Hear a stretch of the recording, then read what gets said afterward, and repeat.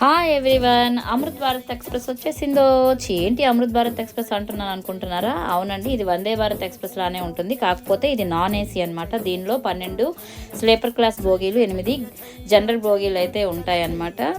ఇది వారణాసిలో మోడీ గారు వర్చువల్గా స్టార్ట్ చేశారు.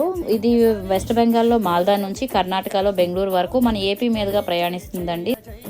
డిసెంబర్ 31న ఇనాగ్రల్ రన్ అయితే చేశారండి. దానిలో నేను కూడా ప్రయాణించాను. చాలా బాగుంది, సీటింగ్ కానీ మొత్తం ట్రైన్ కానీ క్లీన్గా చాలా బాగుంది. ఇది మధ్యతరగతి కుటుంబాలకు చాలా బాగుంటుందండి. దీనిలో ప్యాసింజర్స్ సేఫ్టీ కోసం సీసీ క్యామ్స్, అంతేకాకుండా డిస్ప్లే బోర్డు కూడా పెట్టారనమాట. ఎక్కడ ఆగుతుంది, ఎక్కడికి ప్రయాణిస్తుంది, ఎంత డిస్టెన్స్లో ఉన్నదనేది తెలియజేస్తుంది.